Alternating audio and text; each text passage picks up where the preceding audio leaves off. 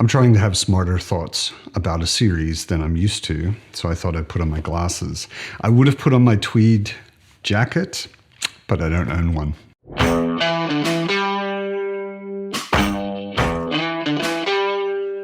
Welcome to Malazan Books, where I talk about fantasy mostly, science fiction sometimes, and comics occasionally.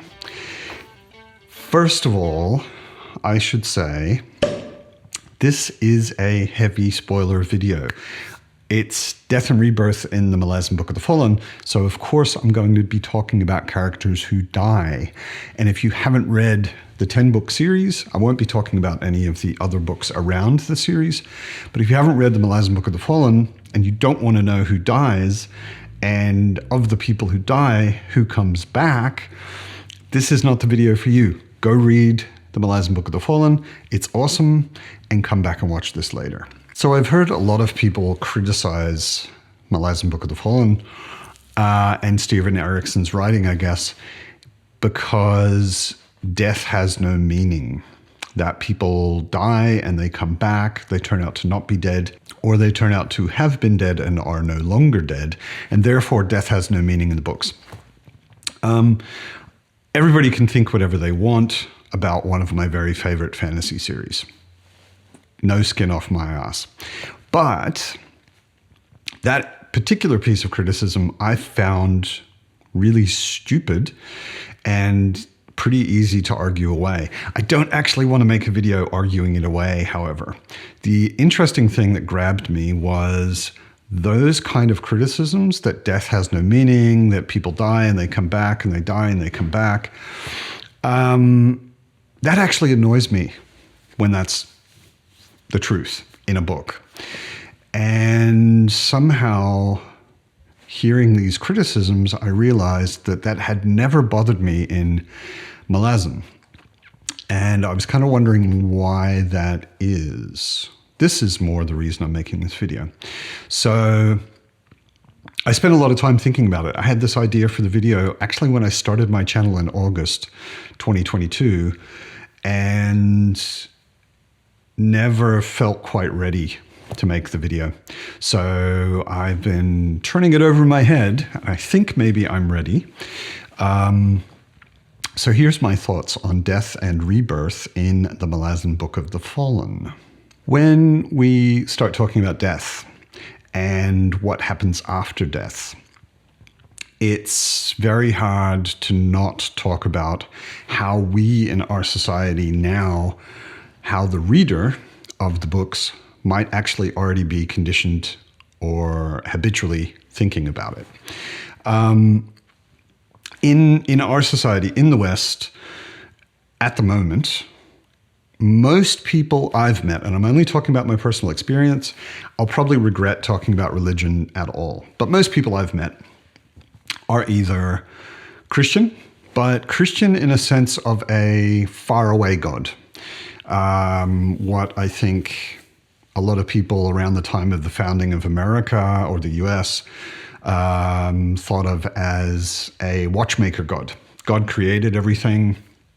He set it rolling, and then he stepped back. And what we do is up to us. God doesn't really interfere or intervene in our affairs or things that are happening on the earth. He's just sitting back and watching. So not necessarily as a consciously formulated belief, but that seems to be the way a lot of Christians I know think about things. Maybe they're praying more for support than they are for actual intervention. I know some people do believe in that. That's fine. But most people I've had anything to do with, if they're Christian, it's much more of a God is a very general thing or a very distant thing, if you believe that he exists. Other than them, I know a lot of people who are atheists and believe more maybe in science. So if it can't be scientifically proven or demonstrated reliably, then it's probably not true, or we don't understand it yet. And if you're coming with either of these two beliefs to the Malazan Book of the Fallen, I could imagine thinking that death doesn't mean anything in the books. Because if you've got a distant God, and if you're a Christian, death is the end of something. It's maybe the beginning of something else. It's a moving on of the soul, but nobody comes back, right? Theoretically, Jesus did, but since him, nobody else. So death is really an end to something and maybe the beginning of something else. If you're a materialist, an atheist who just believes in science, doesn't believe in any kind of spiritual anything, then death is obviously the end as well. Our body, our brain is the complete source of our personality and us as a person. And once that's gone, which is what happens when you die, then everything's over and that's it. So coming with those kind of attitudes to a book, we're conditioned to think about death as being the highest stakes possible. So first of all, death is always the end of something. You know, like if you've got a friend and they die, then they are gone. They might be doing something in some sort of an afterlife, depending on what you believe, but that friend of yours is gone. And that's the highest stakes you could imagine. Like you want to be with that friend, you want to have that friend around or loved one or whoever it is. And once they die, they are just gone. That's it. The thing about Malazan Book of the Fallen is it's a world that has actual, provable, visible gods. So God, the Christian God, I know people who believe they've felt his influence or presence or they've been inspired by him or whatever, but I don't know anyone that's crazy enough to say that they've seen him in the street. Whereas the gods in Malazan Book of the Fallen, they actually appear on Earth. In Reaper's Gale, Hood walks through the streets. People see him. He then also actively takes a role in intervening and interfering in what's going on in the world, what is happening in people's lives, stopping certain people from dying, making sure that other people die. Other gods actively take a role. Upon, the good and bad luck god, Upon constantly messes with people's lives. The Malazan world has gods that are closer to being human than any belief system I've ever heard of on the earth. So the ancient Greeks had gods who acted very human, who had jealousy, fell in love, murdered people for stupid reasons. They had extremely human motivations, but they weren't human. It was possible to sort of ascend to become one of the gods or become more like one of the gods. But it was much more of a system that was much more related to your bloodline. Like a lot of the people who ascended to become more like the gods or to become actual gods or demigods were usually the sons of gods or daughters of gods. They had divine blood already. In the Malazan Book of the Fallen, you can ascend just by being an amazing person. You can ascend by exemplifying something so extremely that you can become, in a way, a god of that thing. So there's a very human and accessible kind of sense to the gods. The god of death himself was actually a person, not a human, but a person who became the god of death. So to me, what Erickson's done is he's taken this idea of gods present in the world, which is an idea that's present in a lot of fantasy books, but he's done the most consequent version of it that I ever remember reading. If you have an actual god of death who is a person, right? He's a god, but he exists as a force of nature that is personified as a person. And if the realm of death actually has a physical gate that you have to walk through, then all of the things that follow are people coming back, people not quite making it and being stuck outside the gate. The god of death actually personally interfering and intervening in deaths. The god of death being able to reverse the idea of death. All of these things make total sense in the world that Erikson's created, or Erikson and Esselmont created together. So having things like other gods intervening and keeping someone from dying completely before they get through the gates, before Hud has taken them, makes total sense. Why would that not happen? Gods using people and thereby causing their deaths, and maybe Hud then rethinking it and sending them back, or Hud taking people from his own realm who have died and sending them back out into the world to do things for him. All of these things make total sense in the world of the Malazan Book of the Fallen. So some examples. Often when I hear the criticism that death doesn't mean anything in Malazan, it's just a guess. I haven't done a survey or anything, but I think that a lot of the people that might be saying that have only read the first book, Gardens of the Moon. Why I say that, the most harmless death, in a way, kind of the most meaningless death in the entire 10-book series is in the first book, Genos Paran. Genos Paran gets essentially assassinated by Sori. Sori is at the time possessed by one of the gods of shadow, Cotillion, used to be Dancer. Cotillion is using her and assassinates Genos Paran. And pretty much mere moments later, he's alive again. He definitely died. It's said in the book clearly that he was stabbed in such a way that he died. But he gets fixed and sent back. And the way Paran's death is explained is basically that Opon, the god of luck, the god of chance, has chosen him to be a tool because Genos Paran named his sword Chance. This is maybe a bit of a weak example of death because it doesn't seem like the death really means that much to Paran. It doesn't really change him that much.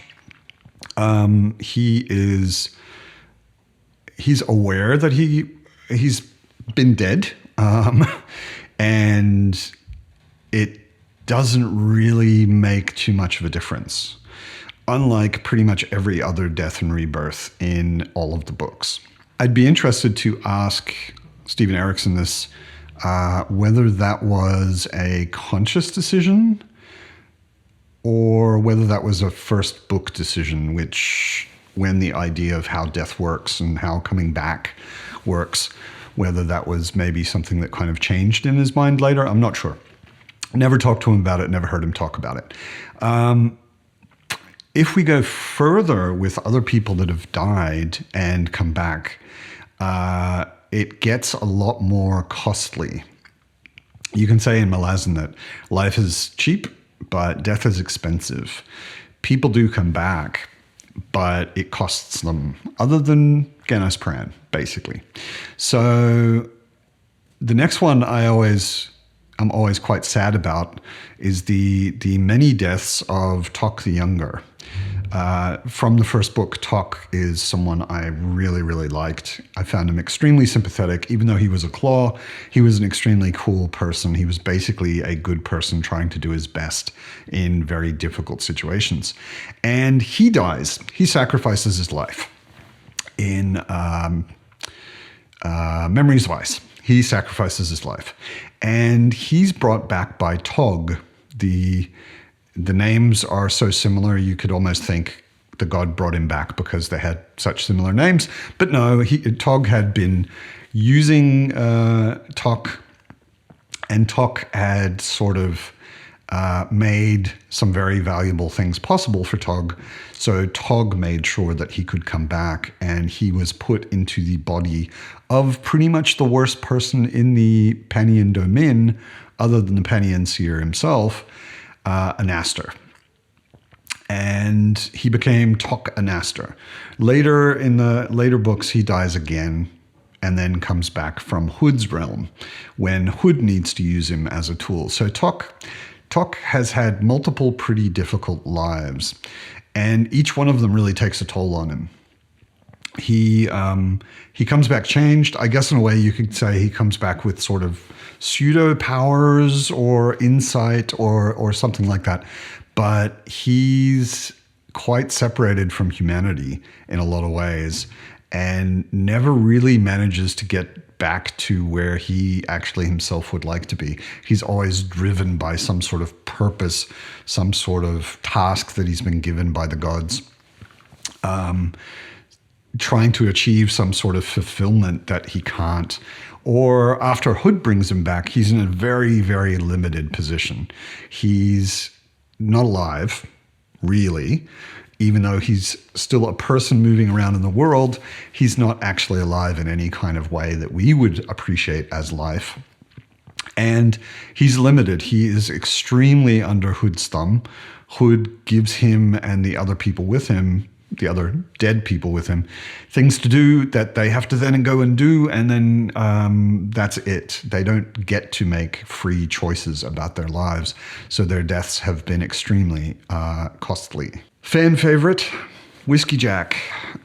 Whiskey Jack is also one of the people that is brought back by Hood and is very much like Tok the Younger, really under Hood's thumb. Hood is using them as tools.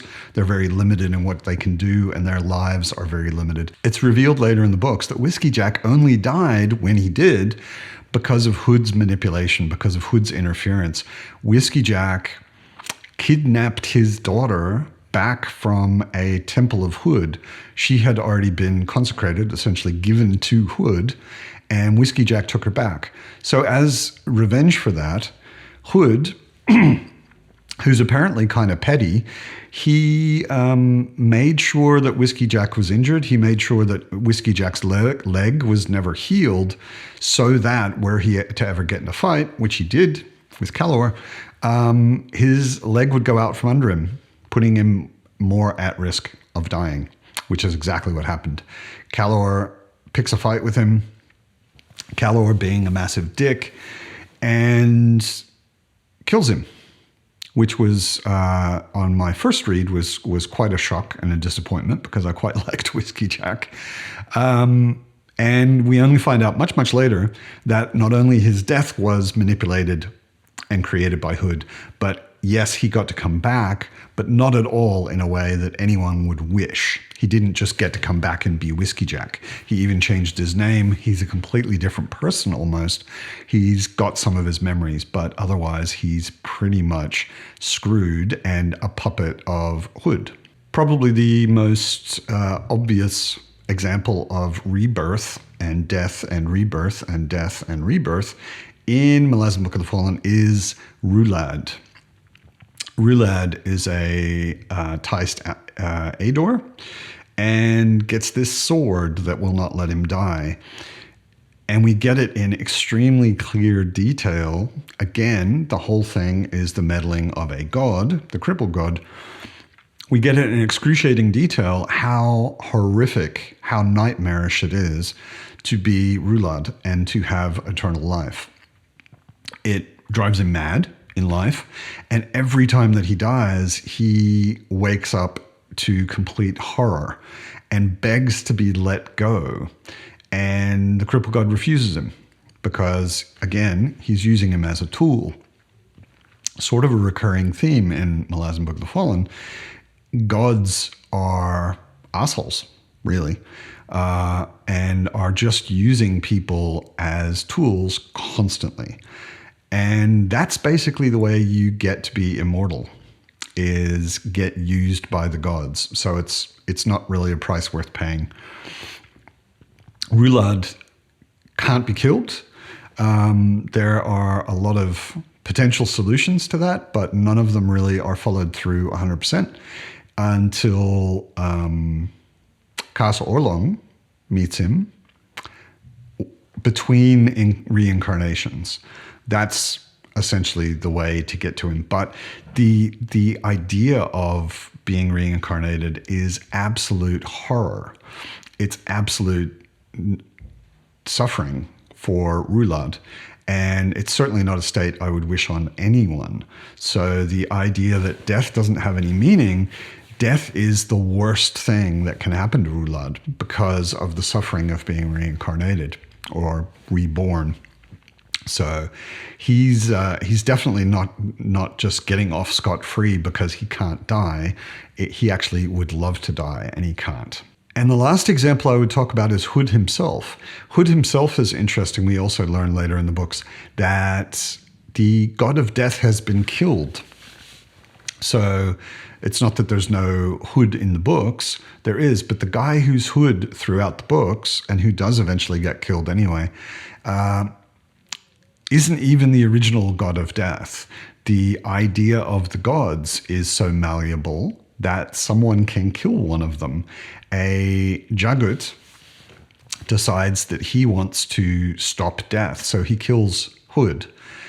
This is all ancient history. It's been a very long time, but through killing Hood, he becomes Hood himself and has to take up the cowl, so to speak, of Hood and continue the practice of taking souls into the afterlife. So just as a human life is not necessarily completely ended by death, the god of death is not immune to death.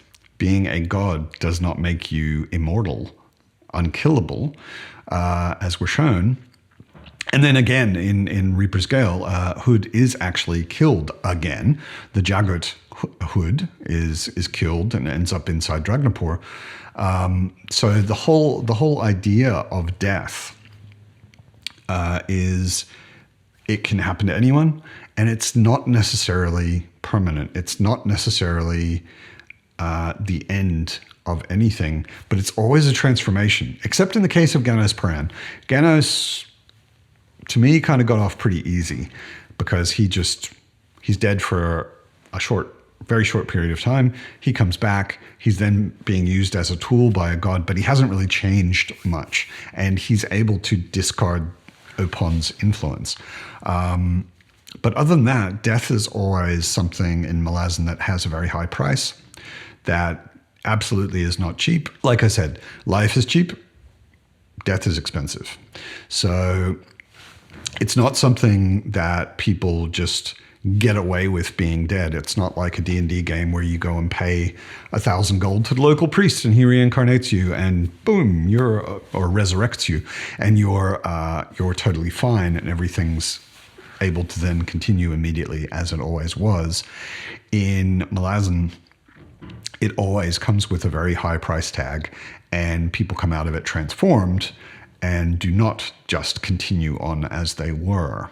It's always a very, very serious transformative event. So what are your thoughts on death and rebirth in Malazan? I'm assuming, if you've watched this video, that you've read all 10 books. And if you've read all 10 books, I'm assuming you're probably a fan. So maybe you agree with me, but maybe you don't. Maybe you have different thoughts. Leave them down in the comments below. And as always, I hope you're well. Keep reading awesome books, and I'll see you next time.